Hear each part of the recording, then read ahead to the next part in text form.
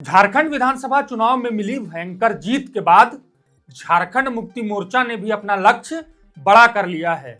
JMM अब सिर्फ झारखंड नहीं बल्कि पूरे भारत में अपना प्रभाव बढ़ाना चाहती है। जेएमएम और उनके नेताओं को लगता है कि अब वक्त आ गया है कि झारखंड मुक्ति मोर्चा अपने कदम झारखंड से बाहर बढ़ाए और सटे राज्यों में अपनी मजबूती का एहसास कराएं।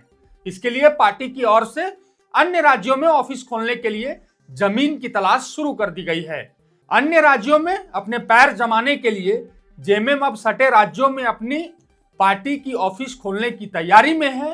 पूरा मामला विस्तार से समझाएं उससे पहले मेरा नाम है विशाल और आप देख रहे हैं लोकतंत्र 19। देखिए, झारखंड विधानसभा चुनाव में शानदार जीत के बाद झामुमो नेतृत्व आने वाले वर्षों में राष्ट्रीय राजनीतिक परिदृश्य में अपनी पैठ बढ़ाने के लिए उत्सुक है। पार्टी की निवर्तमान केंद्रीय कार्यकारी समिति के वरिष्ठ पदाधिकारी ने कहा कि इस साल के अंत तक नई दिल्ली में पार्टी कार्यालय खोलने के लिए आगामी आम सम्मेलन में प्रस्ताव लाया जा सकता है। हालांकि दिल्ली में अभी ही खत्म हुए विधानसभा चुनाव में जेएमएम प्रत्याशी उतारना चाहती थी।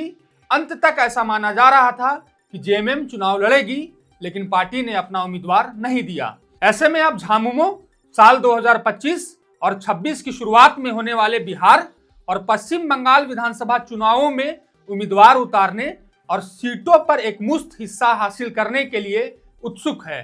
पार्टी का 13वां महाधिवेशन 13 से 15 अप्रैल तक रांची के प्रभात तारा मैदान में होने वाला है, जिसमें पश्चिम बंगाल, बिहार, ओडिशा और असम की इकाइयों सहित 5500 से अधिक पार्टी प्रतिनिधि भाग लेंगे और यहीं से यह तय होगा कि जेएमएम अपना पैर झारखंड के बाहर कैसे पसारेगी और इसकी रणनीति क्या होगी।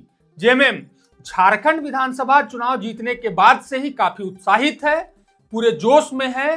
संगठन विस्तार की सोच और पूरे देश में हेमंत सोरेन, कल्पना सोरेन को आदिवासी नेता के तौर पर प्रोजेक्ट करने की तैयारी, लेकिन इसमें कई परेशानियां भी हैं। जेएमएम गठबंधन का हिस्सा है, झारखंड में इंडी गठबंधन की सरकार है। ऐसे में अगर जेएमएम को इंडी गठबंधन के तहत सीटें नहीं मिलती है तो जेएमएम के लिए अकेले चुनाव लड़ना आसान नहीं होगा। बात साल 2021 की है। पश्चिम बंगाल विधानसभा चुनाव में जेएमएम ने झारखंड की सीमा से लगे एसटी आरक्षित सीटों पर उम्मीदवार उतारने की घोषणा कर दी थी, जिससे पश्चिम बंगाल की सीएम ममता बनर्जी नाराज हो गई थी और अंततः जेएमएम ने पश्चिम बंगाल में अपने उम्मीदवार नहीं दिए थे। वहीं बात अगर बिहार की करें तो साल 2020 में जेएमएम ने पार्टी के चुनाव चिन्ह के बिना 8 सीटों पर उम्मीदवार उतारे थे और उन सभी पर हार हासिल हुई थी। ऐसे में जेएमएम का पार्टी विस्तार का यह उत्साह कहीं उनके लिए परेशानी का सबब न बन जाए। हालांकि एक क्षेत्रीय पार्टी का दिल्ली में ऑफिस खोलने की योजना ऐतिहासिक कदम है। पार्टी कार्यालय खोले जाने से झारखंड मुक्ति मोर्चा अपने कदम सटे राज्यों में और मजबूती से रखेगा।